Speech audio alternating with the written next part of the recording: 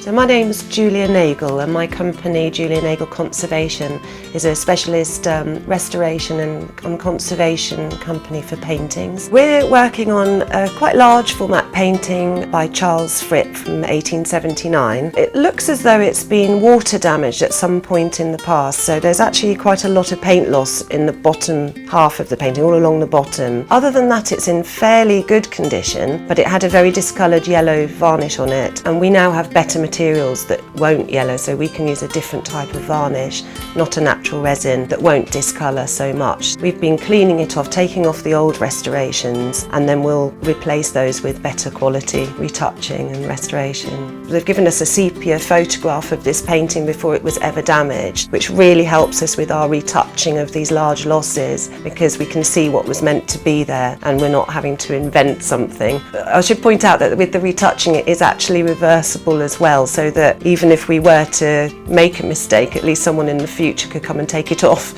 without affecting the original painting. So that's an important part of what we do, but it's really helpful for us to be able to get things accurate, to have that access to all those records and that information. What I love best about this process is having both access to really modern technology. So for example, the sepia photograph was sent over the internet as a big file that we can then look at in great detail on our computer screen, but also we use a massive range of techniques, and we use really old painting techniques to do the retouching that were invented before oil painting even came into play, and that means that the retouching can then be reversible. Once we've finished restoring the painting, it will go to the Artist and Empire exhibition at Tate Britain, after which it will go back to the National Army Museum.